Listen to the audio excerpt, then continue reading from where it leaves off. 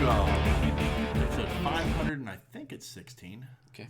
For the Pittsburgh Nerd Podcast. I'm Sean. I'm Ian. And this is the only podcast that says. Yeah, he's going to make a fortune panning gold out of a bottle of Goldschlager.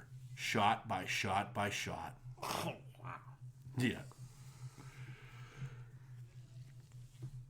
Words of wisdom from the great band Nerf Herder. Oh, wow. Yeah. I was listening to them today. I was listening on the way over here. Yeah. They're like that odd 90s band. Okay.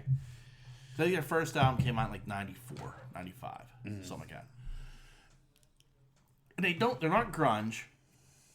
They're not, like I can't classify them. And they're weird, like even like how they like portray themselves is like, because they talk about like, you know, I'm no punk. I was listening to Rush and feathering my hair. Like that's one of their lyrics. It's like this odd, like I'm not quite sure where they fit into like music. Yeah. But because I hate label them, I just classify them as like it's an alternative, Right. you know, which is just a weird like catch-all for a lot of stuff. But that's kind of how I like look at it. Like they're a little bit rocky, they're a little bit punky, you know. I mean, it's they're you know. And, like, all their songs are, like, you know, very... A lot of their songs are like, just riddled with pop culture references. They're almost like the Ready Player One of like, bands. Right. Because, like, you know, like, even, like, stuff like She's a Slee Stack. You know what I mean? Like, Yeah. Like, it's shit like that they just, like, litter these odd references throughout their songs. I mean, the band's called Nerf Herder, for Christ's sake. Yeah. You know, the ultimate Star Wars reference. Yeah. They have one song about Van Halen. You know, it's like, you know, 1977, I bought Van Halen 1. You know, like at the end of it, he's like, is this what you want? Sammy Hagar. Nice. Yeah, it's like, it's hysterical. It's a great song. I haven't listened to them in years. Oh, yeah. Neither have I. And it's like one of those things I was just like, man, Nerf Herder. I haven't listened to them in years. I haven't listened to a little bit of that. And I'm listening to it. I'm like driving over here, and I'm just like right back in Jason Knowles' fucking 88 Escort. Nice. Driving around and shit. It's right back in the day, you know? That's what I drove around in, too. Yeah. Not for me, but Yeah. Jeff had an 88 Yeah. Escort. So much injustice in that car.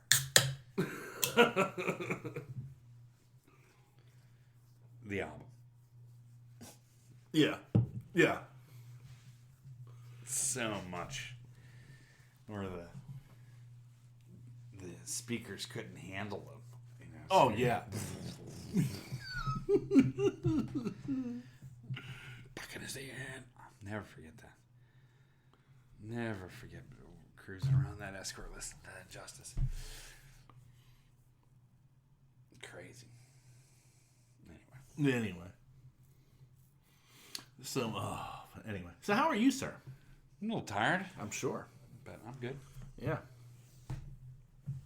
You know, hanging in there. Yeah, you're putting in the OT, and meanwhile, I'm enjoying some days off. Yeah, I did. I put some OT in this week. Yeah. So, the OT is good because it, like, I don't know how to describe it. Like, when I'm traveling, my rate's set. Yeah. Right. Now, if I went over, you know, I make a lot of money on overtime. You know what I mean? But the stipend's already Good Lord. pre-planned out. Yeah. So, if I picked up another day, I would cut into my stipend. Right. Do you understand? I wouldn't cut into it, but I'm getting that stipend for 3 days. If I work 4 days, I'm still getting the stipend for 3 days. Yeah, I'm not getting any more. You're not giving you an extra day. Yeah. No. So that's money out of your pocket now. Sort of. Your hotel, your... If I get one. Yeah. So, gas. Yeah. So it makes more sense to do it here. Right. So it's not really OT. But it is in But fact. it is in a sense. Yeah. If that makes any sense. It's two different places of employment, but you're working. Yeah. Exactly. Yeah. So, anyway, that's what's going on. So, yeah. Yeah. That was it. Cool. I mean... Big old Barry on. Yeah. The only time I turned on the TV was last night. Yeah. When I got home. And I watched 2 shows. And you can probably guess. Yes, which too, yeah. So. Well, I'll start with what... Because I watched a bunch of shit. Like I had a couple of extra days and off. I did watch that show. I am pretty far into it. That the new Kiefer Sutherland Oh, yeah. show. Yeah. It's really good. I'm probably going to start that tomorrow. It's excellent. Yeah. At least I like it. Yeah. So anyway, yeah, that's really good. Yeah, I'm probably going to start that tomorrow. Yeah. I watched 2 movies. Okay. I'll start with on 4/20. I watched the new Broken Lizard movie, Quasi. How was that? Not good. Nah. It bummed me out. Like, it wasn't bad, Yeah. but like, in the realm of like the stuff that they do well, like, I mean, Super Troopers is still like, to me, one of the funniest fucking movies I've ever seen. And Beer Fest like ranks right up there. And then Super Troopers 2 is still pretty damn funny. Not as funny as the first, but still pretty damn funny. And like there's other stuff that they've done, like the Slam and Salmon, and a couple others that just like they missed the mark, and unfortunately, this missed the mark. You know, and I love those guys. Like I've even watched like the TV show the Tacoma FD because that's pretty funny too. And so I don't want to say I had high expectations, but I kind of did, and it just missed the mark for me. And it kind of bums me out because I like Broken Lizard, and I'll give anything they do a try. Yeah. You know, but this just kind of, it was a slice. The other thing I watched though was Ghosted. Ghosted. Yeah, this was an Apple TV movie. Oh, okay. With Chris Evans and Anna de Armas. Okay. And Adrian Brody. Okay. Oh, okay. Yeah, he's the villain. Oh, okay. And the whole concept of the movie is Chris Evans is this farmer. He's working a farmer's market. He bumped Anna de Armas. They have an awkward encounter. He ends up asking her out on a date. They have coffee. They have drink. It's a whole thing. And then the next day she kind of ghosts him. And well, she has his inhaler, which he has a tracking chip on. Why? Because he's anal like that. Okay. And so he tracks her, and he's like, "Oh, well, she's in London, and she told me she's an international art dealer, so that makes sense." He's like, and his family's like, "Oh, you should go to London and surprise her." So he does. And it turns out she's a spy. Oh, cool. She works for the CIA.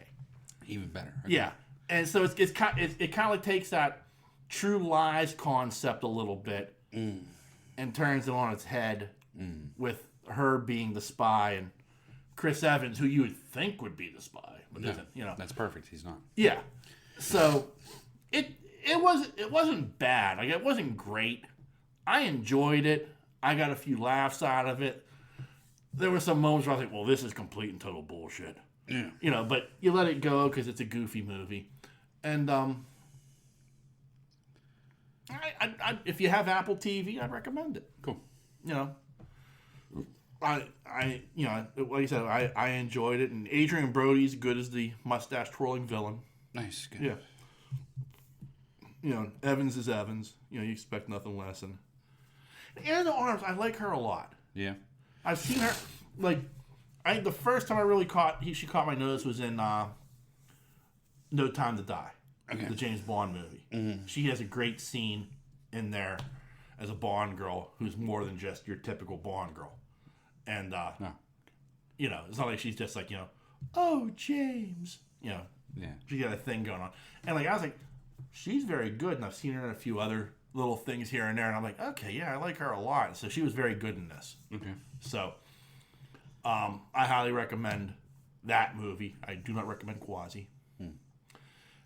And then I also watched a new show on Netflix called The Diplomat. Okay. And this has Kerry Russell and Rufus Sewell. How did I miss this? I don't know. But it's a political thriller kind of deal. Yeah. Where Kerry Russell she's supposed to become the ambassador to Afghanistan. And because there was a missile attack against a British aircraft carrier, and they believe it came from Iran, she gets reassigned before she even go to Afghanistan. She's like, we're sending you to London. You're going to fill the London desk. Mm. And Rufus Sewell's a former ambassador who's also her husband. And so there's a power play there between the spouses. There's, other things. I mean, it wasn't bad. It was actually pretty good. It's only 8 episodes. Uh-huh. I highly enjoyed it. I enjoy stuff like that. Uh-huh. And I mean, Rufus Sewell is one of my favorite that guy actors. Mm-hmm. He shows up in a lot of stuff, and my favorite Rufus Sewell movie is Dark City. Okay. But I mean, he also for those of us who where would I know Rufus Sewell from? He played the villain in A Knight's Tale. Okay. He's he's that guy. Yeah. And he shows up and stuff all the time, usually playing a villainous role. This time he's not so villainous. And it was actually pretty good. Like I'm looking forward to a season 2. I hope we get a season 2. It ended on a very cliffhangery note. Mm-hmm. So I'm intrigued to see what happens. Yeah, sounds pretty good. Yeah, it actually was. It was. I mean, like I said, it's only 8 hours. Each episode's about an hour, and again, I love this is the type of stuff I enjoy. Mm-hmm. Political intrigue, political thrillers, spy movies, stuff like that. So unless you're not into that, it's not gonna But if you are into it, this isn't The Night Agent. The Night Agent was very Bourne-ish. This is not. There's no real action. Nobody's pulling guns. Yeah. It's not that at all. It's a completely different level of intrigue, if you will. Good. No, you had something to say. No, nothing about the movie. I was going to let you finish your thought. Okay. So, if you're into that type of stuff, if the only it's a poor comparison, but if you enjoy The West Wing, if you enjoyed Madam Secretary, shit like that, then this is probably a show you're going to enjoy. Okay. Nice. Yeah. I watched that Pine movie. Did I tell you that? No. Chris Pine movie. Was it Chris Pine? No. The last thing I saw, he came out with Dungeons and Dragons. I haven't seen it yet. Nah, it's not that. No. I'll tell you in a second. Okay. I did watch the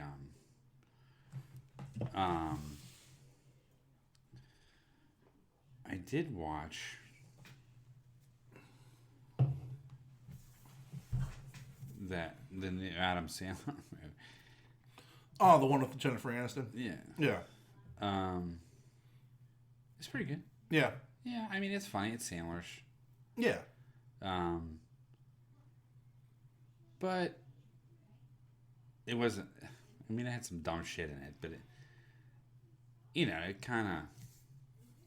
I don't know how to describe it. I don't... You know what I mean? I don't know. It's Sandler. I mean, it is, but it's not goofy. Right. It is goofy, but it's not as extremely goofy. It's not Sandler doing. I get what you're saying. Oddly enough, I find those more entertaining usually than the ones where he's So the second one was good. Yeah. I enjoyed it. Yeah. Yeah. I like their interaction with each other. Yeah. I love Drew Barrymore and him together. Yeah. I do. Yeah. But But he has a really good chemistry with Aniston. Yeah. And Aniston comes off as this, you know, like, I don't know, married book reader. Yeah. You know what I mean? And she plays the normal person very, very well. She does. It's like she's a very good actress. Like, I mean, it's an odd thing to say about her, but like, if you look at her body of work, yeah, she's actually not that bad.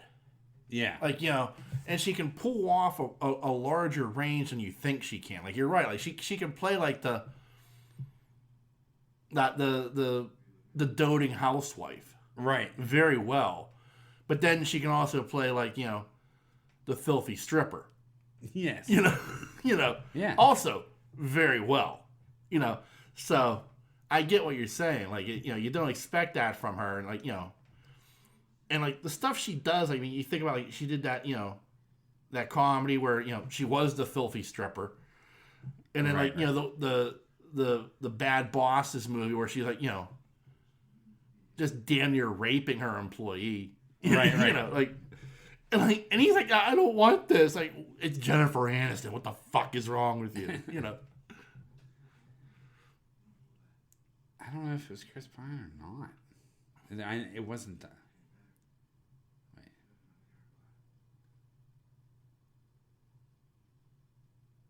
Contractor, maybe. Anyway, so yeah, it was funny. I like how Sandler's like. There's one part. I'm not spoiling really anything. Yeah. Just a funny moment where, you know, they're all stressed out about this killer, and yeah, it was good. The scene was really set up well. And yeah, like, there's a killer out there and nobody knows, and Sandler like moves this gigantic fucking vase in front of the door, you know. Yeah. And the inner circle, everyone's stopping by. Yeah.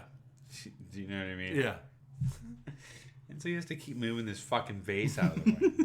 Yeah. And like they start to bicker back and forth a little bit. And she's like, "Will you stop eating the fucking cheese?" No, she didn't say fucking, but yeah. Stop eating the cheese. Like, I can't stop eating the cheese. You know what I mean? Like, and he fucking, by the end of the whole scene, he kills a wheel of cheese. Like, it's so fucking funny. Like, that was, I thought, out of the whole thing, that's probably one of my favorite parts. But yeah, like the way that scene was set up, it was really good. And it had like a lot of, of course, it has some Sandler digs. You know what I mean? Like, yeah, it was funny. But those movies, like, just are really good. Yeah. I'm not saying these in particular, but the movies that he does, like the movies that he did with Barrymore and the movies that he did with Aniston, they're like really good movies. Yeah. Like, they're funny. Right. Yeah. Oh, yeah, I agree. Like, I mean, you look at 51st Dates, you look at The Wedding Singer. And the other one she was in with him. Yeah. There was 3. That third one was really good, too. Yeah. Yeah, I can't remember what that one was. Like, it went to Africa or some shit. It was great. Yeah. Fucking fantastic. I'd never seen it until, like, 2 months ago. Yeah. And I watched it, and I was like, this is funny as shit. Yeah. Yeah, it's great. 51st Dates, I think, is crown achievement as far as comedy. Like, streamlined movie. The Wedding Singer. Not for me. Okay, I'll give. Really liked 51st Dates. 51st Dates is a fantastic movie. Don't get me. I mean, I'll even admit that. Like, the Wedding Singer, didn't bring that emotion out like the end of 51st Dates. I get that. Yeah. I mean, like. Right. I mean, come on. I mean. But, like, it has, like, that ultimate line of, like, when he's like, "You're wearing my Van Halen t-shirt." It's like, what's the worst thing that can happen? Like, they're gonna break up. Yeah. You know? No, I mean, it's a phenomenal movie. I'm not saying that it's not. At all. Right. It has Billy Idol in it. Mm-hmm. That's good, too. Yeah. Yeah, Wedding Singer's funny. I'm not denying that it's not. But when he makes movies like that, they just turn out really well. Right. You know? And so this is a good example of that. That it was, it's a good Sandler movie. I don't like serious Sandler as much as I like comedic Sandler. Right, but you like I know the guy that can act. Right. But you like comedic Sandler when he keeps it in the box. Yeah, I do. Like I like him outside. I'm not saying that I completely don't. Right. If I'm in the Waterboy, what a fucking great movie. Yeah. It's one of his, for me, it's one of those best movies he's done. I love The Waterboy. Yeah. But it's goofy. Right. But when he does something like The Longest Yard, it was really good. Yeah. But it still had the Sandlerisms. Right. Do you know what I mean? Right. The funny shit was still there, but it was just held back a little bit. You know what I mean? So, anyway. Yeah, like, I don't think I want to see him doing Goofy now. Yeah. You know what I mean? Like, I mean, don't get me wrong. Like, Happy Gilmore, the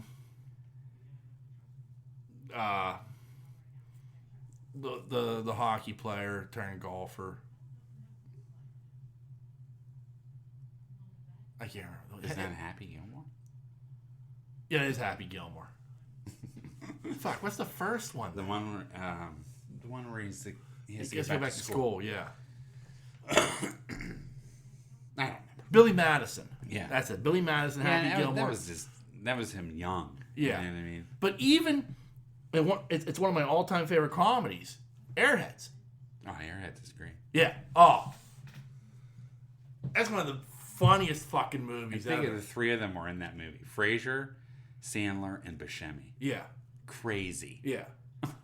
Three of the most completely different people. Although Buscemi's in a lot of Sandler movies. Yeah. I think they're close. I think they are. Yeah. But like, it's that odd thing. Like, I mean, and that's again one of the best lines. It's just a throwaway line. B. Arthur naked, nice. You know, like that was in their list of demands. A picture of B. Arthur naked. Yeah. That's great. Sandler's a funny dude, man. Yeah. And I really liked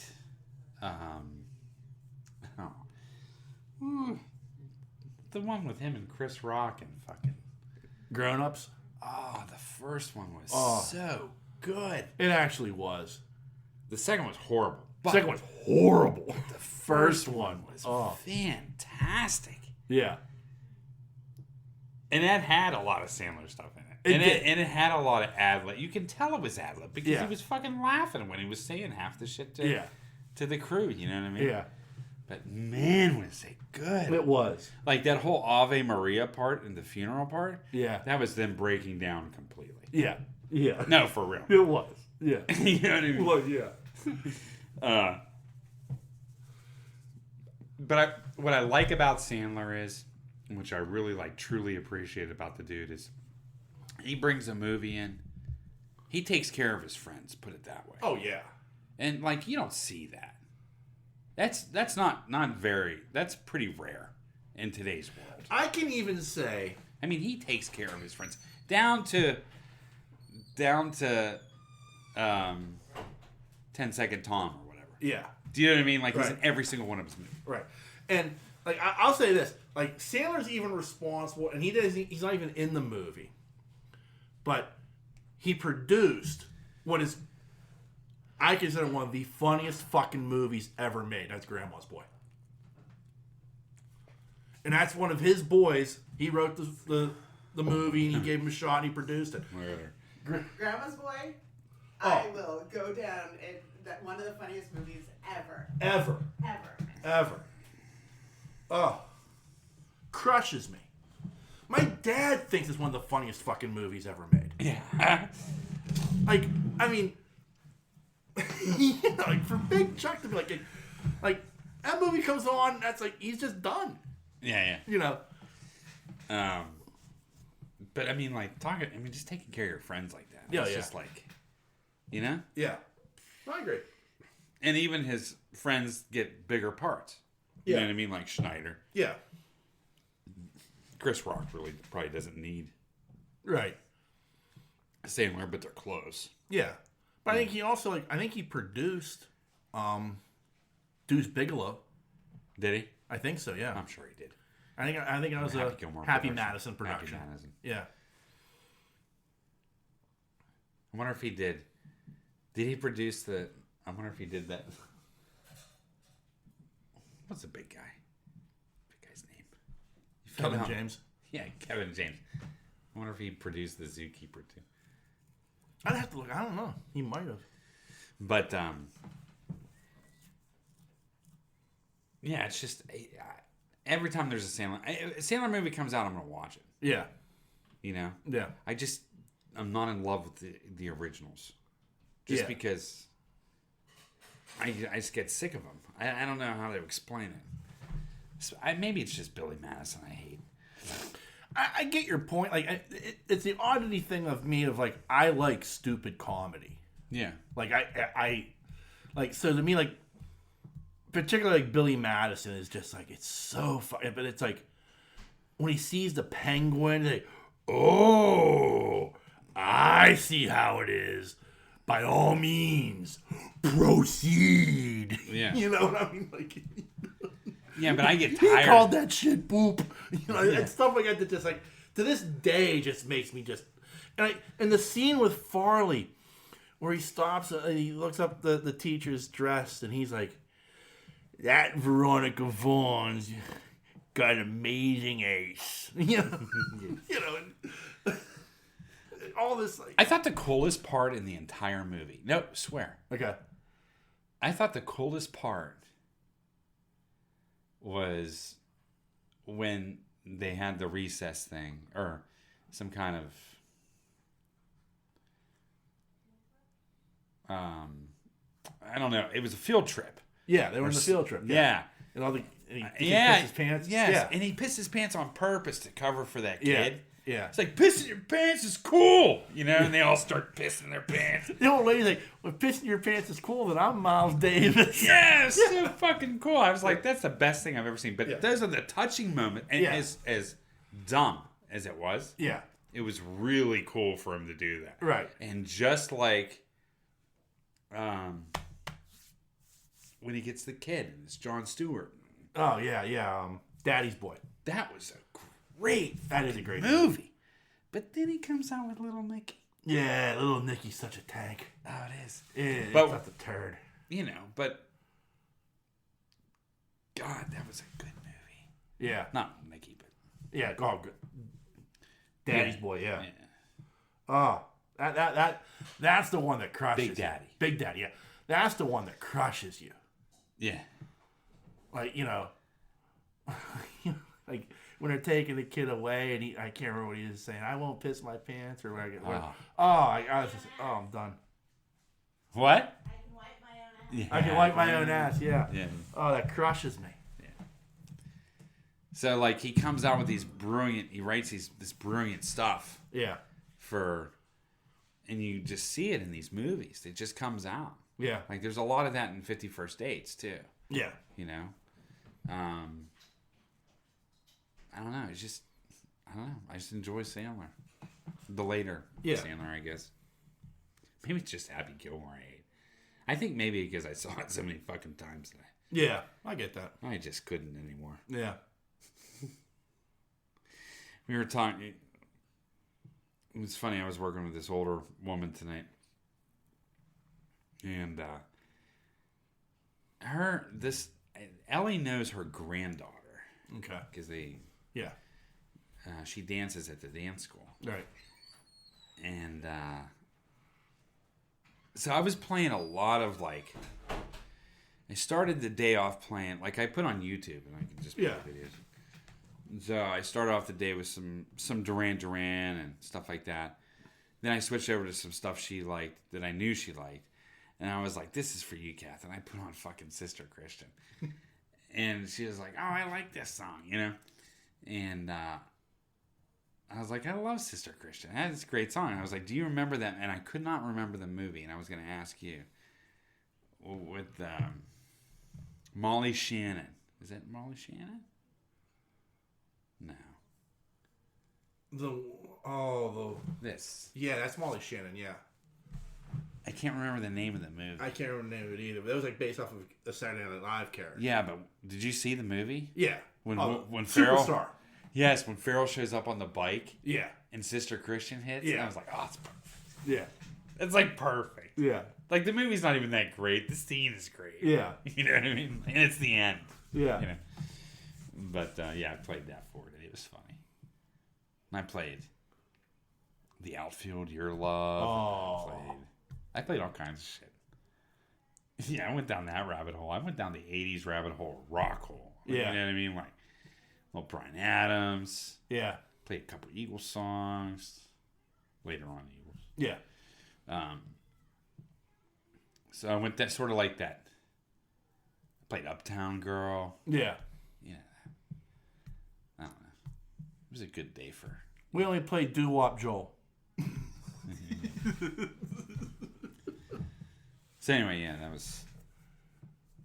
Anyway. Yeah. Let's get off this Sandler. Let's get... Well, we'll start with the season finale of The Mandalorian. Oh, that was good. It was. I liked it. I thought it was a very good season. One clunker of an episode. Yeah. But I was praying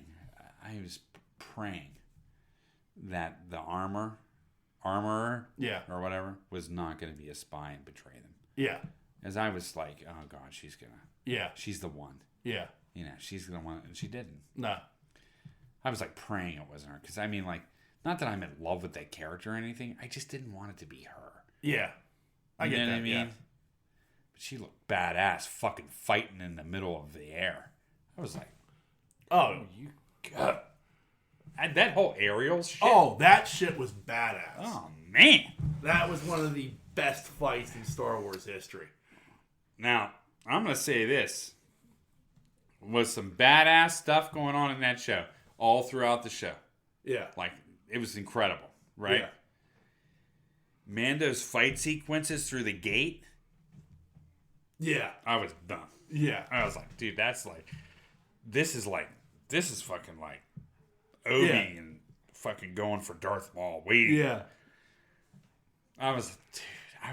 Yeah. Because he had to kill him a certain way. Yeah. Like, there, you know what I mean? Like, There was a certain sequence. blasters weren't going to work. Yeah. So he had to figure it out as he went. Yeah. And he was getting his ass kicked, too. Yeah. And then he took out the guard. Yeah. I was like, with help of Grogu. Yeah. When that fight with the Praetorian Guard was so bad. But it was cool as fuck. What I liked about it was, like, Grogu didn't, like, whip them across the entire thing and kill them. Right. He just kind of took their legs out. Because, Yeah. I mean, he's little, right? Yeah. He has power, but, I mean, Yeah. he's like, you know what I mean? Like, trip? Yeah. You know what I mean? Yeah. But it was cool. It was, yeah. To protect him. Yeah. So, yeah, that was badass, dude. Yeah. But him wading through that fucking line. Oh, yeah. Oh, man. R5, hit it. Yeah. That's bad. It's wicked. Fucking knife through the fucking thing. Yeah, oh, yeah. It was sweet. Yeah. And I mean, like, you know, like Bo-Katan fighting Moff Gideon.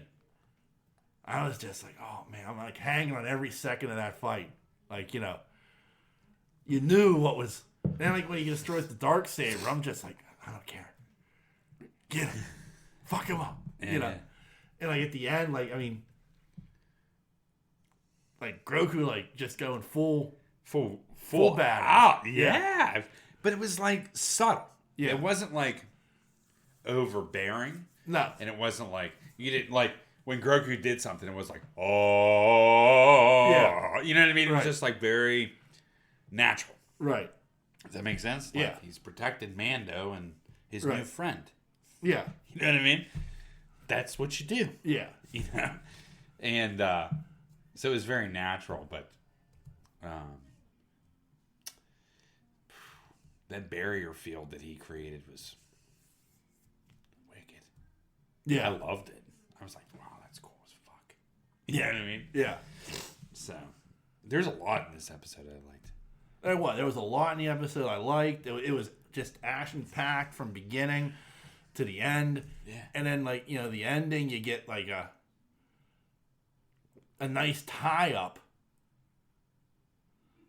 to it, in a way. Yeah. You know, the great flame has been reignited. That was pretty bad. That was, you know, Mandalorians are uniting under Bo-Katan. And Grogu is an apprentice now. Yeah.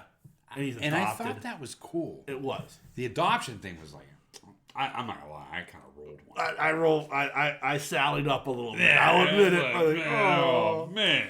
Yeah. You know, I was like, that's cool as fuck, man. Yeah. Because and it's cool how they showed the expression in his face. He understood what was going on. Yeah. You know what I mean? Yeah. And he was like, he can't be an apprentice. Yeah. Even if his parents are alive, which are probably not. Yeah. And I'll adopt him. I'll make him mine. And she was like, this is the way. Yeah. I was like, fuck yeah. Yeah. Yeah. You can trip people all day long, brother. Yeah. You know. I don't know how you're going to fucking put armor on that goddamn thing, but... Yeah. I know how big he fucking gets. Yeah. It ain't much more. It's cheap. It's a couple pennies and a quarter. Yeah. You know. Yeah. Fashion something. Yeah. Actually, Mando got him something, right? Well, he's got the chainmail, Yeah. and then the armor gave him the amulet, like Yeah. the big piece of these, like a fucking clock from Public Enemy on around his neck. Yeah. What the fuck is this? But I did like Grogu in this season. I thought it was going to be Grogu heavy, and it wasn't. He was just kind of sidekicking it. Yeah. I didn't think it was too Grogu heavy. No, not at all. Um, I mean, all the Grogu bullshit was kind of wrapped up in one episode, and that was the Clunker episode. You know. You know what I mean? That's the episode you're like, ugh, oh, this is bad. But beyond that episode, like everything else, it was great. Yeah, Yeah. And the bookends of that episode were good. yeah. But I mean, like, the interesting thing becomes like, how much of this was about Din Djarin, and how much of it was really about Bo-Katan? Right.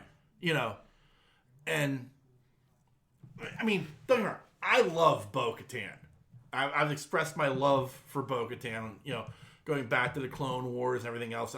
Her character arc is very interesting in this, and I'm extremely satisfied to see it come to this point. Yeah. You know what I mean? Like, it makes me very, very happy.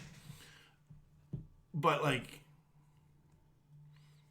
in a way, I feel like it's gotten away. And I mean, and I guess this is like the promise of season 4, based on what we've seen. Like, you know, originally, like, as interesting as it has been about the things about the Mandalorians and Mandalore, like, I want to get back to Mando the Bounty Hunter. Well, that's where we're going. Right. Yeah, you're right. That's what they've set up. Which makes me happy. But, like, I'm kind of like, I'm ready to get back to that a little bit. And I like the fact that it was like how he went and saw what's his name? Yeah. And he was like, yeah, you've already decided. Yeah. It's a good deal for you. Fuck yeah. Yeah. Yeah. That's awesome. Yeah. And now he's got a fucking crazy ass ship. That's awesome. Yeah. You know what I mean? Like, yeah, dude. And you got a little homestead. Yeah, I like that fact too. Yeah. That Carl Weathers was really good in the episodes that he was in too. He directed one, I believe. That's cool. Yeah. But I like the fact that, you know, he was like, yeah, this is your place. I have a little plot of land here. This is all you. That's right. Yeah. Good for him. You know what I mean? Like, yeah. Fuck yeah, give him something. You know what I mean? Like, to rest up between assignments or whatever, you know? Right. Or bounties. Yeah, it's pretty cool. Yeah, I loved it. I liked the season. I just didn't like that episode. Yeah. He was so... I like him. And we got a lot of Mando, too, in this, too. Yeah. It wasn't all Bo-Katan. No, it wasn't, but I felt like it was more her story than it was his. I agree.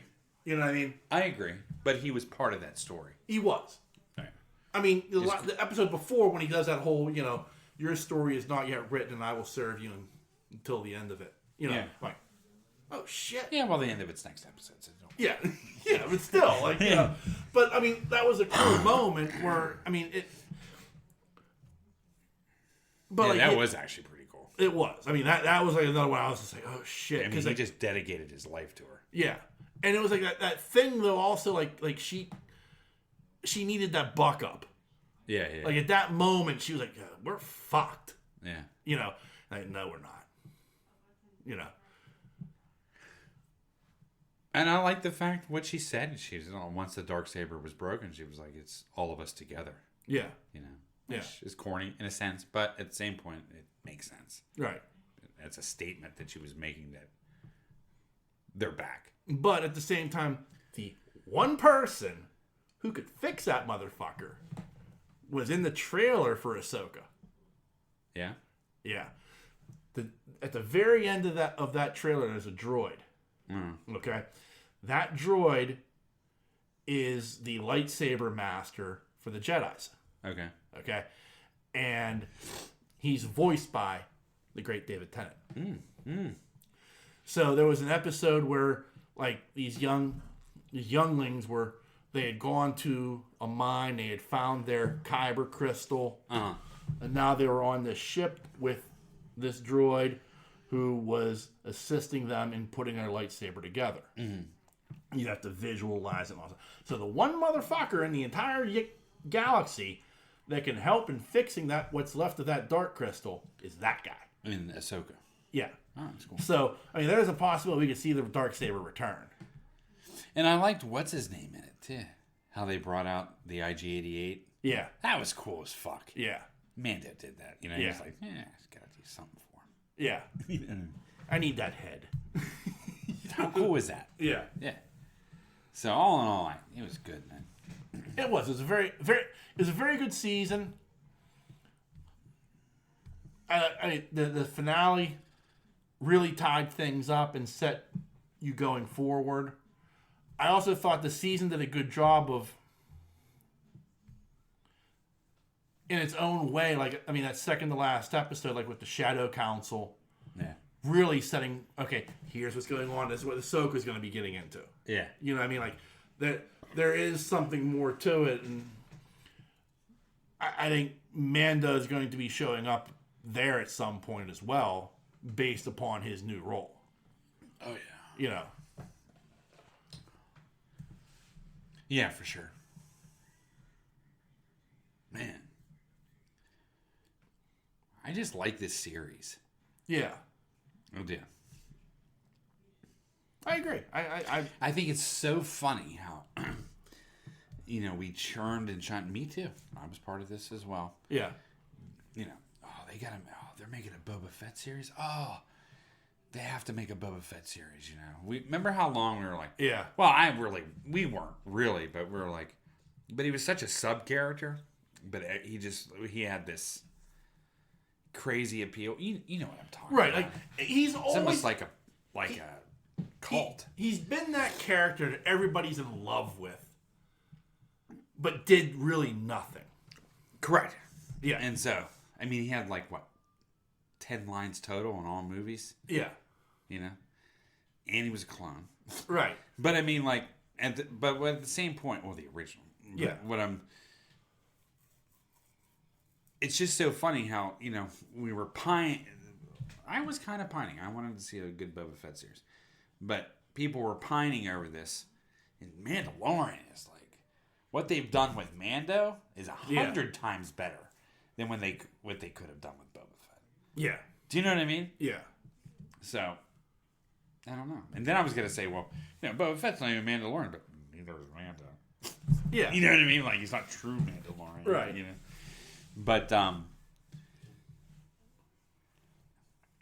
I think it's his voice. I really do. I think Mando pulls off the voice.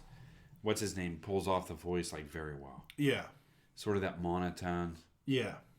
It just works. I don't know how that works. Yeah. It just works for him. Because if you see him in The Last of Us, you know what I mean? Well, it's an interesting thing of how do you make your main character relatable if you never ever see their face? Right. And I thought he was supposed to be taking his helmet off this season. Yeah. It didn't come off once. Never. No. Remember that was a big thing. Yeah. And that helmet never came off. No. And like it's that interesting of like even if you look at like okay, Dredd, like the Judge Dredd never takes off his helmet ever. But so like in the Dredd movie, the one with Carl Urban, you're like at least he has like the bottom portion of his face to like emote with. Yeah. Even though usually that emotion was grr. But you could still get some idea of what's going, like just what he's thinking or something, just because you at least get the bottom portion of his face. With the Mandalorian, you get nothing, and it's that odd thing of like, well, how do you make, like, how can I relate this? How can I figure, but like, whoever's under the armor, I know sometimes it's Pedro Pascal and it's like two other guys that do the armor as well, like. It's the use of body language. Right. And they've done a very good job of, like, you can figure out what he's thinking sometimes just by just by watching him. Yeah.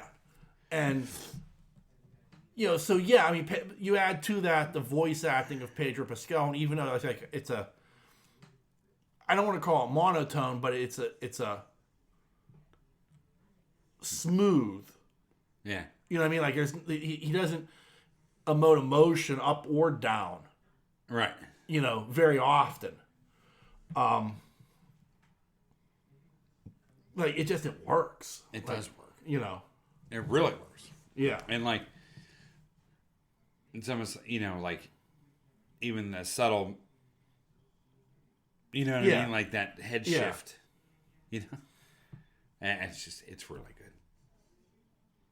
And I don't know, it's like this, I don't know, But I mean, it was the same thing with, like, Vader.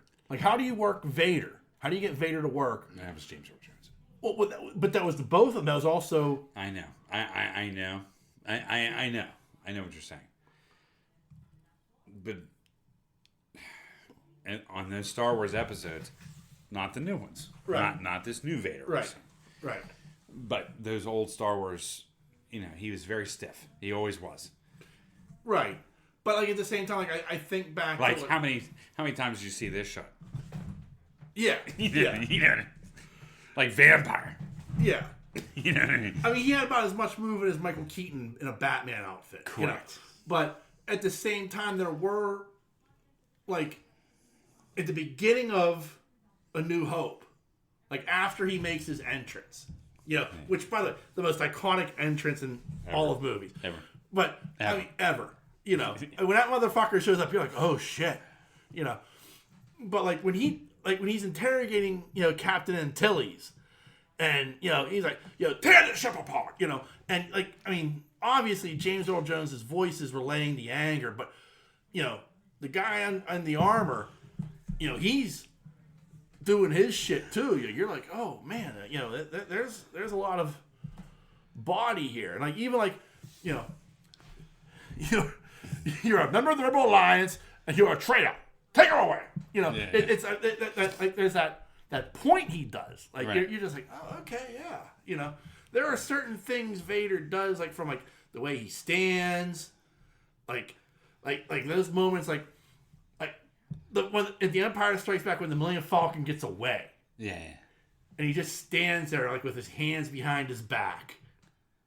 You're just like. He's pissed. Yeah. Yeah. Like, everybody on the bridge is like, oh, shit. Yeah. Who's getting choked out for this? Right. Right. And I think that's part of the problem. I think that, like, Vader had vengeance in him, right? So if you fucked up, you're getting it. Yeah. You know what I mean? Like, you were going to be held accountable. Whether you died or you didn't, you don't know, but... Yeah. The last thing you want to hear in your life is, now you were in charge, Captain. Yeah. but Admiral like, Nita. yeah, right. Shit. Oh, shit. Fuck. I'm next. Yeah.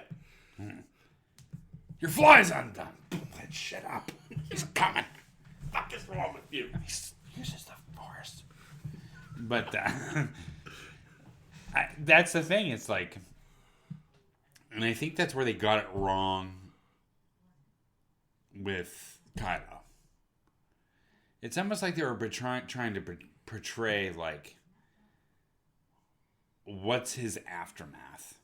Like, Vader had an aftermath. Like, when someone fucked up, you're getting it. Right. When Kylo's and when Ren's thing, it was like he fucked up or someone fucked up, and he just he messes his room up. Yeah. Do you know what I mean? He's just pure rage. Right. Yeah. But he's acting like a child. Yes, he's acting like a 12-year-old. He is in a way, though. In a way. Yeah. I get that. I don't know. Like, but I look at it Agree also to disagree. Right. But the other side of it, too, is, like, the thing I love, like, Moff Gideon was clearly, like, a Vader psychopath. Like, he was, like, in the first 2 seasons, he's, like, wearing, like, Vader-like armor. Oh, yeah. Straight out Vader armor. Right. And, like, I mean, even, like, I honestly thought, like, I'm looking at his Mandalorian armor. I'm like, is that a bit of Darth Maul I see in that? Because he has like the same thing. He has like this horn thing going. I'm like, is that a bit Maulish? Yeah, what are you doing, son? Yeah, like there was a lot. Like he's clear, and he was saying, I'm trying to give myself the one thing I don't have, and that's the Force. That's what my clones were for. And I'm just like you were like a like an obsessive Vader lover. Yeah, because I mean, it was clear that like that was clear. That was a Vader-esque. Yeah, and like I want to beat Darth Vader so bad. I'm just like, really? Like, he was extra crispy under there. No one wants to beat Darth Vader. Yeah. I hate to break this to you, but yeah, right. There was a reason he wore that shit. There's a reason Mandalorians don't remove their helmet. Yeah. Ask IG-11. Yeah, right? Yeah. Look like fucking sloth under there. Yeah, fuck. I'll never forget that episode where he fucking took that hat off. When he took his helmet off, I was like, is that even him? Is that even Pedro Pascal? They must have been filming at like 120 degrees. And like he was 180 underneath. He took off that helmet and he was like, fuck, thank God. That's how he was laying in. Thank God I got to get it off. Hey, you guys! Oh, it was horrible. Horrible. It was like the worst shot of him ever. I mean, if you look at the last of him, and you look at anything he's done, yeah, he looks like Pedro Pascal. Yeah. You look at that, and it's like, does he have cancer? What the fuck is wrong with this cat? Does he have a couple in the chamber that he can't get out? Does he get the meat sweats? What's wrong with him? It's like the worst thing I've ever seen. Worst. He's almost unrecognizable. Almost, yeah. And I was like, oh, shit. Put that back on.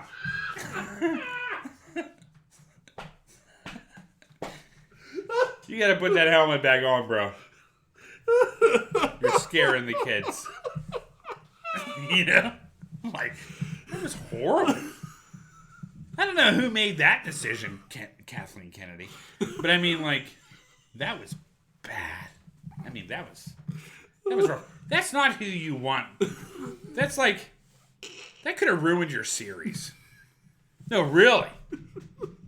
Because you hear the voice for so long, and all of a sudden you're like, ugh. The first time he takes the helmet off, it's fucking sloth. It is sloth. It is the John Travolta moment in Pulp Fiction. Oh, when you see the huge fucking gut on him and everything. Yeah. I was in that audience. Yeah. And everybody was like, ooh. Whole. Oh, no, really. I saw that, like, opening night. Yeah. And everybody in that theater was like, ooh, man. Yeah. Ooh. Put something else on. No, I mean, really. Yeah. Everybody was like, ugh. Yeah. You know what I mean? That's exactly that was that moment. Yeah. I felt bad for him. That sloth moment was terrible. But anyway. All right, moving on. Let's pause. Yeah.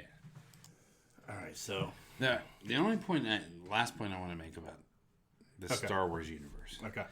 I want to see more Wookiees. I get that. I do. Yeah. And I want a good representation of the Wookiees. Yeah. I don't want to see these things come. I don't know.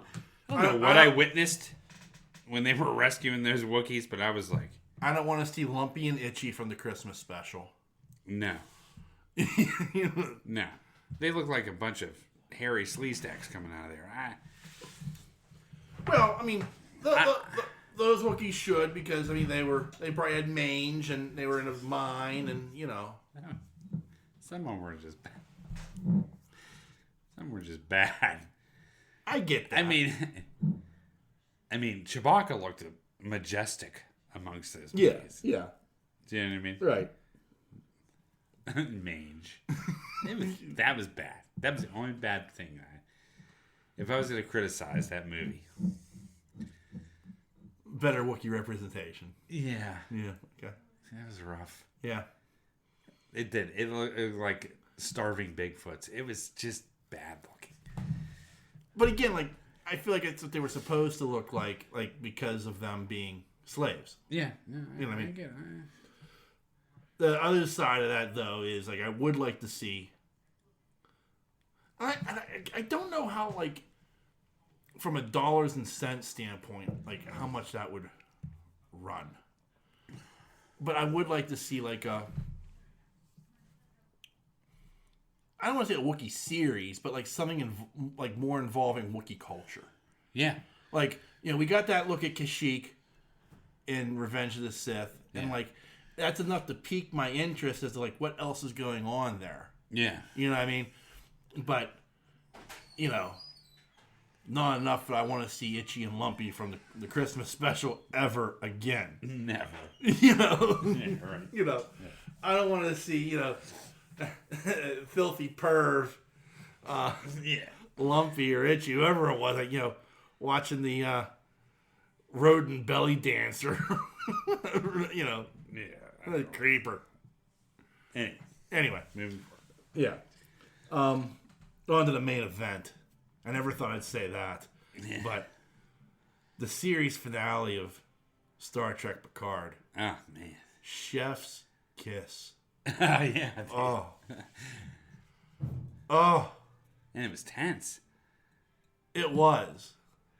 I actually got tensed up a couple times. Oh. I mean, when Picard, like, turns around before he goes on the turbo lift, and he's like, "It's been an honor serving with you all." And I'm just like, oh, shit, he's not coming back. That's what I thought, too. I was like, he ain't coming back from this. He knows. Yeah. He was prepared. Yeah. And they knew it, too. But, like, it was so, like... Oh, when Riker was like, "I'm going to get him." Yeah. Fuck you, man. I was like, that's badass, dude. I was like, I'm going to get him. Yeah. I love you, but I'm going to get my captain. Yeah. You know? I was like, oh, that's like, that was, I almost rolled one there. Right. Oh, there were a few, like, and even when Troy's like, I can find them. Yeah. I was like, because, you know, Riker's saying goodbye. Yeah. You know, like, she's tuned in. I was like, oh, shit, that's smart. I forgot about that. Yeah. You know what I mean? And I forgot about her abilities. I'm sure it pisses off hardcore Trekkers or Trekkies, whatever you want to call yourself, to no end. But I am sorry. The Enterprise D had its Millennium Falcon moment. Like, that was straight out of Millennium Falcon flying through the Death Star. I thought the same thing. You know, and I could just, like, hear, like, hardcore Trekkies just screaming at their TV. Yeah, but But it was badass. Who wouldn't do it? But Data. Right. Data's the only one that could do that. And it was such a badass moment.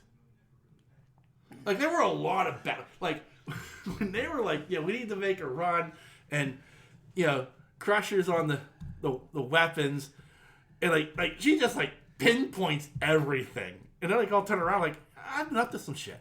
Yeah, you're right. You know, like, well, she has. Yeah. I mean, she knows. She's like, yeah, I'm not just, like, you know, the doctor who kind of, like, did nothing for 3 movies and 7 seasons. Like, I've done some shit. Yeah, you know, right. I was like, that's bad, you know, and, like, and Data having his moment, and the Enterprise D having its moment, flying through the superstructure of the Borg cube. I thought it was like a completely badass moment. That I was just like, if that is not the ultimate nod to a Star Wars movie, I don't know what is. Yeah. You know. But then the Enterprise like showed up. I was like, oh shit, that's so badass. Like there was a lot of great stuff in that episode. Oh. I know. I mean, I don't even know where to begin. Like, I mean, and like our good friend Mongoose, your girl Jerry Ryan came through. Oh, she was phenomenal in this. She's been phenomenal in this series from beginning to end. But in this series in particular, this season in particular, and like that episode, like where she's the captain on the bridge, and she's just like, we're gonna get this done. We're the last line of defense. Yeah. And like that inspiring speech of just like, we are going to give them hell. Like it was short of like just short of saying, and from this day forward, they will always remember the name the Titan. Like it's like what it needed. Like, but it was like such a I was like, oh shit, like Jerry Ryan going full badass and like so much good stuff. Geordi's emotions. Yeah. Looking at Geordi's face when Picard said that. Yeah. Like he knew. Like even like that moment like where Data's like, let me do it. Yeah. It's I know in my gut I can do it. And like Data's never said that. Right. Ever. Yeah, I know. So it's like Geordi had this moment of like, what the fuck? His gut? Yeah. And it's almost like that part that like that Kirk moment where like Spock's like, it's an estimate. And Kirk's like, well, that's good enough for me. Yeah. Because it's like, Spock's estimate's more likely to be right than anybody else's. Right. So like if Data's saying, let me go, I can do it, I know in my gut I can. Let's roll those dice. Yeah. In their faces before they found out they could possibly find them. Yeah. Were like. Yeah. God, it was brutal. Yeah. Yeah. Brutal. Yeah. That whole episode was good. I mean, just... Yeah, and like even like that moment where like Riker's just like, oh, what do you say, Worf? He's like, yes, today is a good day to die. I'm just like, oh, fuck. Yeah. This is it. Yeah, and he got shot. I thought he was mortally wounded. Yeah, they're going to go full Wheaton here. Yeah. Yeah, I mean, like, he was ready. Worf's always ready. Yeah. But I mean, when Riker goes, do you hear yourself right now? Oh, I will make it a threesome. So fucking good. Yeah. Oh, I Riker had there was 3 or 4 lines through this whole series like that, where Riker spoke like that. Yeah. It's funny shit. Yeah. Good comedic relief. Oh, yeah. But, yeah, I mean, the whole moment, when fucking Picard connected himself to the net. That was it's unbelievable. Now, that's the only thing that, if I would pick apart anything in this series. Yeah. It was, it was almost, it was more than that. I mean, it was a little better than that, but it was almost like, I almost felt it was the Voldemort hug to Malfoy. Yeah. Do you know what I mean? He was like, oh. Yeah. You know what I mean? Right. In a sense. But then I got past it real quick. Yeah. I was like, this is going to be a Voldemort hug. Yeah. I know it's coming. I don't think this man has any compassion. You know what I mean? You know what I mean? But he did have that moment where he did say, well, if you're not going to leave, then I'm going to stay. Oh, I know. That was incredible. Yeah.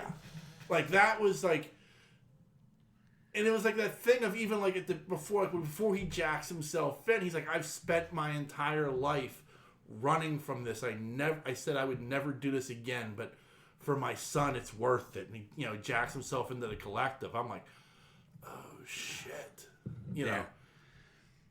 And he was like, I'm going to stay with you. Yeah. That was Oh, yeah. you know what I mean? Like, Yeah. yeah, I'm going to stay with you through this. Incredible. Yeah. A lot of good things. Yeah. The fight between the last, that last post before they got in between the Borg and Riker and Worf, and Worf pulls out that phaser from his sword. Riker, he's been here the whole time? Yeah. Swords are better. Yeah. Well, it's even funnier though was like when Riker picked it up, he's like, "This fucking thing is heavy." Oh yeah, when he tried to pick up the sword. Yeah. How much does this thing weigh?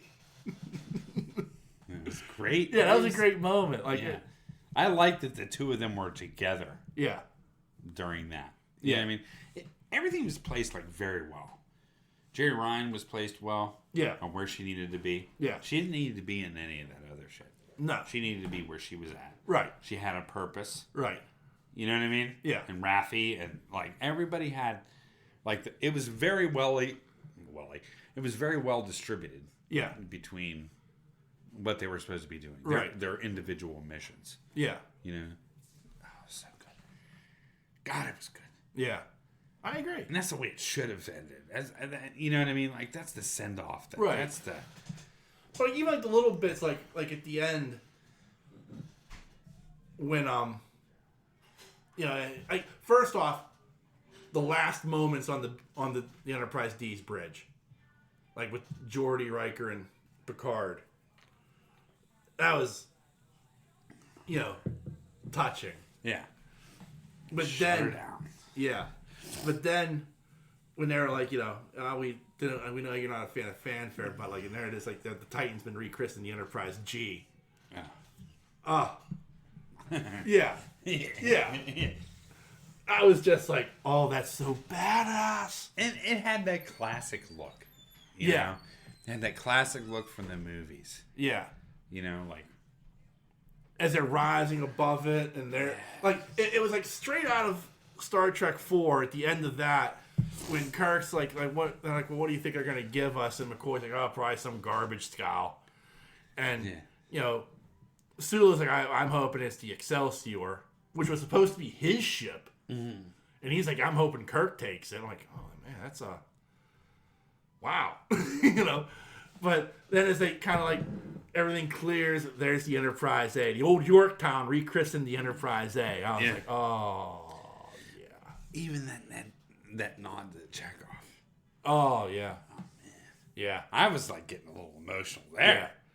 I know if my father was here. I'm like, damn, that's good. You know what I mean? Like, that's good shit. But it was also very reminiscent of the distress signal Earth was sending in Star Trek 4. Yeah. You know what I mean? Yeah. You know what I mean? So that was kind of like another nice nod to our least favorite. Well, no, that's not our least favorite. I mean, that's Star Trek 5. But it's not my least favorite. I know I say I hate that movie. There are just parts of that movie that I actually... There be whales, you captain. It's like, oh, that's bad. Yeah. But, but like, it's like an odd thing, though, of like that was a nice nod to 4, like that same thing. Mm-hmm. I even like the after credit scene. Did you watch that? With Jack Crusher. Oh yeah. Yeah. Yeah. With the trial never ends.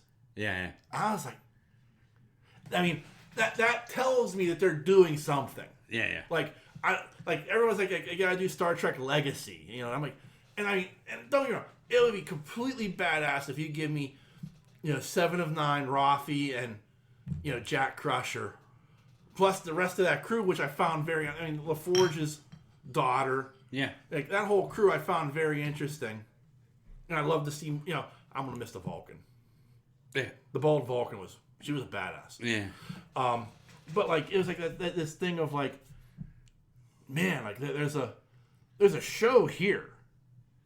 Oh yeah.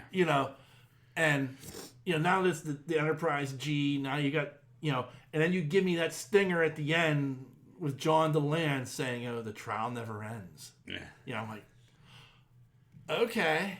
I loved how they didn't show what Jerry Ryan said too. Yeah. It was really good. It was well placed. It was the Avengers Assemble moment of like Captain America Civil War. Yeah. You know. Yeah. Yeah, I thought it was really good. Yeah. I thought it was really cool. Yeah. Yeah, there was just so much, and I think that the cool thing about it is I think it meant a lot to them. Yeah. Like, it's you invest. You're already, if you're a Trek fan, you're somewhat invested in the characters anyway. Right. Right. Right.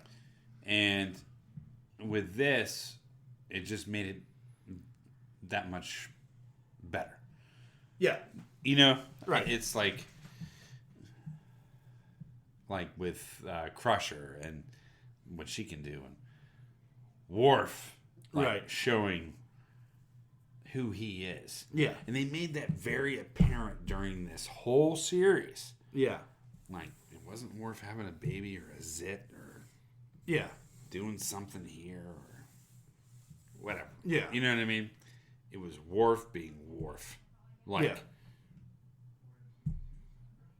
Yeah. You know what I mean? The fighter. Right. It was so good. I agree. I was so glad they depicted him the way they depicted him. Yeah. Does that make sense? It does, yeah. Yeah. Is the send-off that this crew never got. Right. Like, you had the end of the series, you know, All Good Things. Uh-huh. Which for a series send-off was great, but you knew they were going to go in the movies. Right. Yeah. You know, and you had 4, like, Generations is just okay. Yeah. You know what I mean? Like, it's not a great movie, but it's not like, I don't hate that movie. I can watch that movie. Yeah. First Contact is amazing. That's probably the second best Star Trek movie, only the Con. First Contact. Yeah. And then you get, you know, the next 2, you know, the one, you know, on, no, well, I guess that's not, Star Trek Insurrection, which is just, it's a bad movie. And then Nemesis is like no better. Like, Tom Hardy could not save that fucking movie. Tom Hardy. That was Derek Bana. No. Star Trek. Bana was in the J.J. Abrams Star Trek. Sorry. Tom Hardy was in Nemesis playing the clone of Picard. Yes. So, yeah. I mean, like, it's one of those things where, like, I mean, young Tom Hardy, I get that. But still, like, if Tom Hardy can't save your fucking movie, Tom Hardy made 2 watchable Venom movies. Watchable. Yeah. You know, I mean, like, so if he can't save a fucking Star Trek movie, like, I don't know. Like, those were just 2 really fucking bad movies. Yeah. And, like, so they don't, so, like, that run ends and they're done. And it's, like, it's disappointing because, like, you feel like, well, he didn't get that send-off that Kirk and company got. Right. You know, like at the end of this episode, I wish they would have done the Star Trek 6 send-off for them. Yeah, they did more like the end with the Redwoods thing. Yeah, but I mean, but it was a nice, like, it's the way it ended, like, it made sense, and, like, you know, the pull away, and you're kind of looking at it from above the table as they're joking and laughing, and you get the fanfare. Dun, dun, dun, dun, dun, Yeah. You know, I mean, I was happy with that. I just, like, you know, there's that little bit of me that's like, just do the Star Trek 6 thing. You know, but I don't know if it's, like, because of Endgame. Like, they thought, like, oh, we can't do that now. Yeah. You know, but, I mean, and, like, you know, the Russo brothers talked about, like, it was clearly a nod to Star Trek 6. Oh, of course. Yeah, we clearly will tell you, like, that was because we knew it was the end of an era. Right. And we felt that this was right to do it the same way Star Trek did. And it was good. Yeah. Oh, yeah. Rolling tears.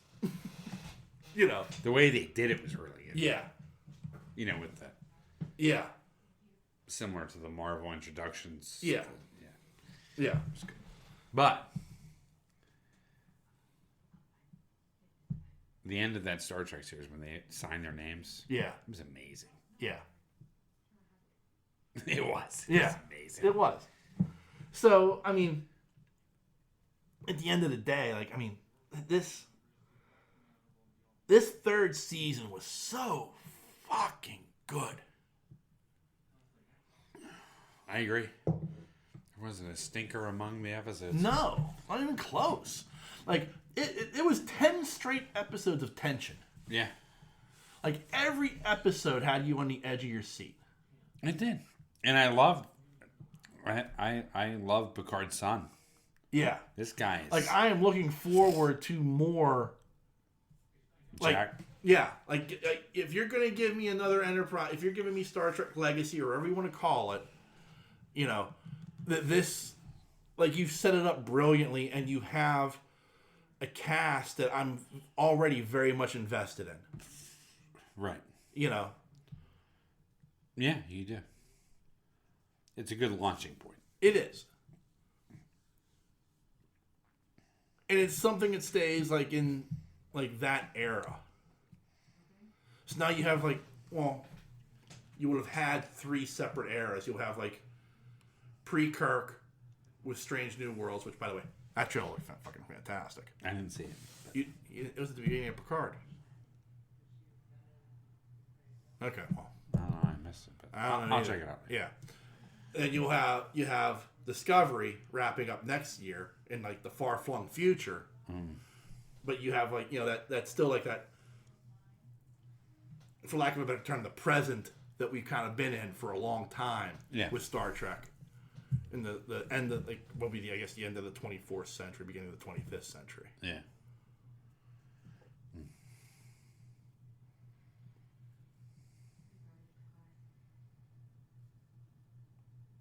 But extraordinarily well done. Man, I just can't believe how good it was. I know. I'm still shocked. And, like, it was that thing. I'm thinking about actually watching the whole thing again. Like, and it was that thing, too, where I kind of thought to myself, and you kind of said the same thing, when they announced that season 3 was going to be the final season, they were bringing back the entire original crew. Yeah. Oh. I was just like, man. Here we go. This is going to suck. And, man. Man, it blew my socks off. Yeah. Absolutely. 100%. Just extraordinarily well done. And I didn't feel like anything in it was corny. No. Like, even all the nostalgia nods that they gave us. It was well placed and purposed. Yeah. You know what I mean? Like, it was just great. I can't... everything was mixed so well. Yeah. Like, Crusher being on that ship. Yeah. You know what I mean? Yeah. How they put the pieces together. Crusher being on that ship. Geordi in the museum. Yeah. Data where he was. Yeah. Michael Dorn. Oh, Michael Dorn. That's the actor. Yeah. Worf. Yeah. Where he was. Right. Which made sense. Right. Riker. Where he was made sense. Yeah. And, of course, Picard. Well, yeah. It's Picard. But, I mean, even Deanna made sense. Yeah. They would go get her. Yeah. In order to fuck with Riker. Right. You know what I mean? So, Geordi's kids on the ship. Yeah. Like, everything was, like, really well written. Like, well placed to bring them all together. It wasn't like, you know, the Enterprise showing up at someone's house and beaming them up. Yeah. You know what I mean? Like, right. It had purpose. Right. It worked out so well. It did. I just can't believe how well it worked. Yeah. Whoever wrote and, you know what I mean? Yeah, whoever the showrunner was, it kind of plotted this all out. And phenomenal. Yeah, phenomenal job. Yeah, I have to say. Because it was 10 great episodes. Yeah. From episode 1 to episode 10. Fantastic. Yeah. It was crazy. crazy good. Yeah. I No show. not I can't think of a single show where I can say like every single episode of a season is phenomenal. Yeah. Like there's always, I don't want to say clunker, but there's always like that one episode you're kind of like, did this really need to happen? Mm-hmm. Like everything in this episode that happened really have to take place. You know, it's not a filler episode. Like there are things that happen like Stranger Things, where like you kind of look back and you go like, man, if none of that had happened, we'd still have gotten to the end point. Right. You know what I mean? Like it's not a filler episode; it's telling a story, but it's just like, man, that episode really didn't need to be. Right. You know? Right. Like, there are even episodes like The Mandalorian I can sit back and I can look at and I can say, like, man, that episode, you know, I mean, beyond the clunker episode we talked about this past season. Yeah, right? beyond. Yeah. I mean, there's always like, maybe an episode where you sit there and you say, even Obi, there was like an episode where you're like, I don't think this was needed. Yeah. You know? Yeah. Like, so, you know, so there's always something. Like, even like with these short run series now, these short run seasons, where, you know, there's not much time, but they still find a way to fill, but make it feel important. Yeah. You know what I mean? And but this, it felt like from beginning to end, like every episode was important to the storyline. Yeah, you're right. Yeah, for sure. Every single episode had purpose Yeah. on what it was trying to deliver to get to the end game. Yeah. It led up very well. Whoever did this should be doing Marvel. like it was so good. Yeah. It was so good, man. Yeah, I was absolutely thoroughly impressed by it. Yeah. And I mean, and like, I don't want to say it pains me to say that, because like, I do love Star Trek. Like, I know we kind of like poke fun at our friend Stork because it's like, yeah, you just don't like fun. That's why you like Star Trek. But like, Star Trek can be fun and has been fun over, 60 years. Or, whatever it is at this point. But like, it's that thing though of like this is like it at its best.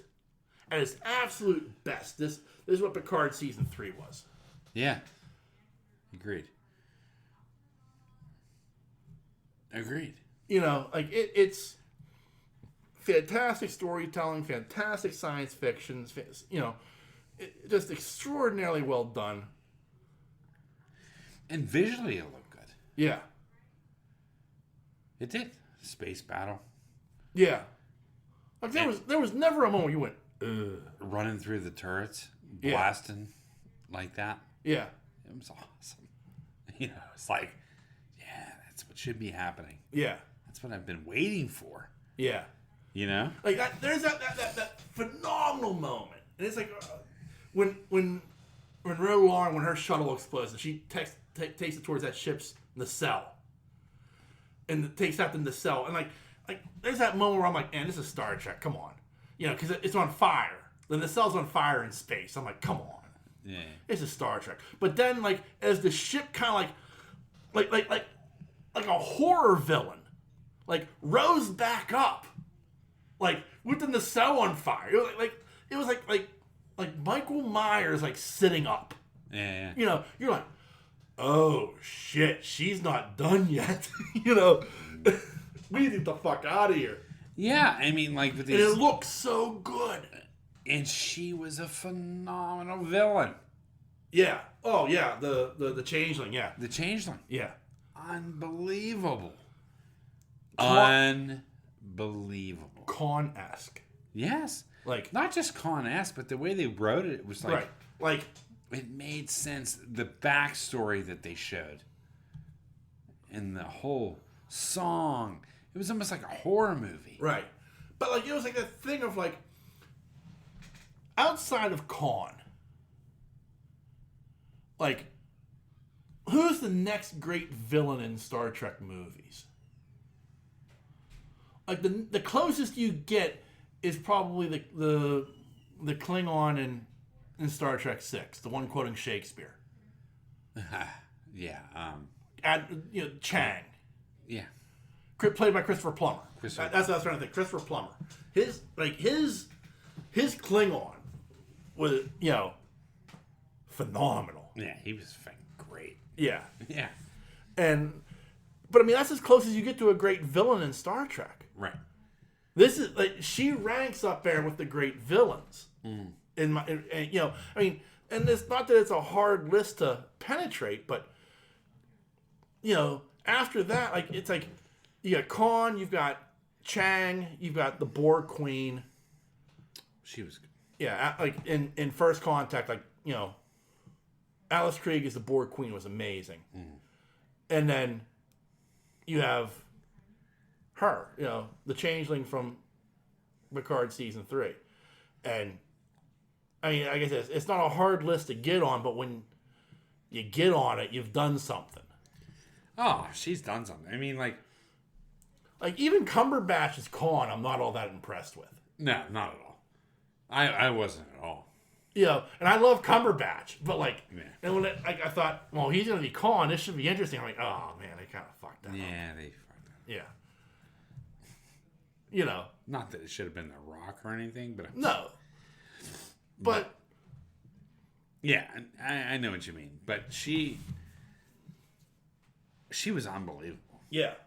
I mean, even when she lit up that cigar or cigarette, yeah, whatever she had, I was like, they have nailed this. Yeah. You know what I mean? Yeah. I know it's just but they've nailed it. I mean, I agree. She was that good of a villain. Yeah. It was unreal. Yeah. The whole lineup. Yeah.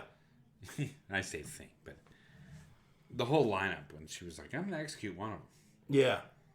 Yeah, on the bridge, yeah. Yeah. I was like, damn. Really? Yeah. Yeah, she was good. Real good. Yeah. I mean, I get kudos to, and she had a couple long speeches during this series, and I was like, yeah. Phew, man, she's a good film. Yeah. You know what I mean? Yeah. Yeah. She's got purpose. Yeah. Yeah. No, I agree. And I love the way they touched on the point that they took her history. Yeah. And where she came from as a changeling. Yeah. The torture and the music and this, that, and the other. And it made you want to believe, I can see where she's coming from. Yeah. Remember, the best villains right, the best villains are what you can kind of understand what they're saying. Yeah, you make a point. And that's why she's doing what she's doing. Yeah. You know what I mean? You're not wrong. Yeah. You're right. It's easy for them to turn to the Borg if they would, do that deal and be like, I'm all in. Yeah. You understand why she's all in. Yeah. Because they gave you that little bit of backstory. Yeah. And that's what was so good about this. Right. It wasn't just some, mustache wearing villain. Yeah. Yeah, you're right. It was a person that had a backstory, a deep backstory. Right. On why they were so hurt and why they were so pissed. Yeah. And why they wanted to destroy, humans. Yeah. Yeah. So good. All right, so I think we're both unanimous. This is an amazing show that everybody should watch as a Star Trek fan. Oh yeah, yeah. So, no, I think that's it. That's we've gushed enough, my friend. I think we have. Yeah. Is there anything like that to the proceedings, there, sir? No, man. Good. Well, remember there are a number of different ways you can reach out and touch us. Right. You can send us an email like Thad does every week that we don't answer because it's just filth. And the email address is pittsburghnerd@yahoo.com. You can also find us on Facebook and Twitter. Just search Pittsburgh Nerd. We're very, very easy to find. And lastly, we're on a number of podcasting networks. You can find us on the Tangent Bound Network. Jeez, I got a burp. There we go. You can find us on the Tangent Bound Network, the Weeby Geeks Network, and the Pod Breed Network. Just give them a Google search. You can find all the other great podcasts they have to offer. And lastly, as always, we want to thank you, dear listener, for checking us out each and every week. We can't thank you enough for that. I hope you enjoy our hijinks and or shenanigans. And if you do, be a friend, tell a friend, so that we can hopefully grow a little bit. Yeah. I'm a grower, not a shower. Yeah. So, I'm sure Thad will just be all over that. So, on that note, the dreamer has awakened. Peace.